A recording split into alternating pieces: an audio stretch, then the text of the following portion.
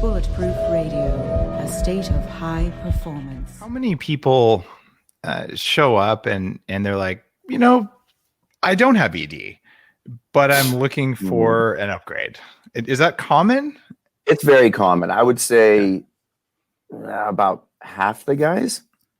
And I'll go out on a limb here and say some of those guys definitely are experiencing ED issues, but they've also heard and understand that acoustic wave therapy for sexual performance isn't only for guys that have erectile dysfunction. I say it's for every guy. If you have a penis, there's no reason why you shouldn't try this, because as you know, there are no side effects and there's no downtime, and it can just make things that much better. So I let them, listen, you don't have any problems, that's okay. You just want to make things better. That's what this does. So I kind of let them, lead me down the path to where they want to go. Make things better. What does that mean? Specifically? Yep. Firmer erections, sustainability, shortens the refractory time between sexual intercourse sessions. I've heard, just increasing the intensity of the orgasm happens all the time. And we don't market this way or anything like that, but a lot of guys come back and they'll say, my penis is bigger. And I'm like, hey, that's good news. That's great news. I didn't ask, but nice to hear. It's one of those things where talking about the size of your penis is just probably worse than talking about politics or religion, right? Because whatever you say, you're a douchebag. Right? Yeah, exactly. So I kind of, when they tell me these things, I'm like, that's nice. I don't want to get into it, but that's awesome to hear. Good. But it's a clinical setting thing, right?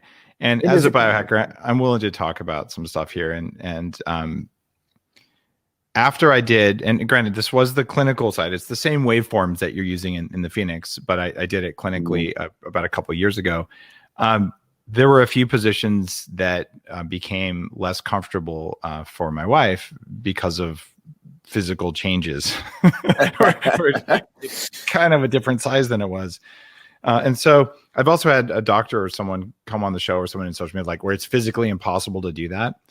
And it's not physically impossible to do that. If you put more blood vessels in a part of the body, it'll generally be bigger. It's not that hard to understand. And so I was pleasantly surprised, given that I really wasn't like, I don't know, I'm curious what's going to happen, but I didn't have a lot of expectations there. So I talked about it with, a few of my really close guy friends. We got to dinner, like, Dave, I heard you did this. Is it real?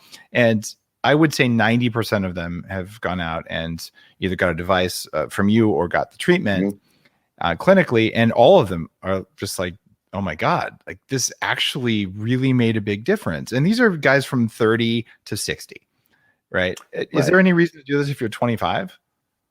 Absolutely. I mean, we have lots of younger guys either coming into the clinic if they can afford it, or buying the Phoenix and doing the treatments at home.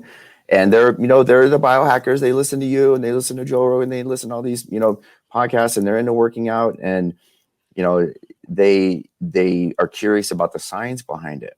And just to touch on something, right here that you mentioned was, growing new blood vessels, right? So this isn't, some type of, weird gimmick. There are, tons of clinical studies behind this, but angiogenesis, as you know, is the term for growing new blood vessels. And that's what this does. It creates new blood flow and actually rejuvenates weakened blood vessels, because that's what happens as we age. The blood vessels, they weaken all over the body, but they weaken in the penis as well. So this will wake those up and help kickstart the blood flow happening, down there again. So, guys in their 20s all the way up to, we have customers in their 70s, early 80s.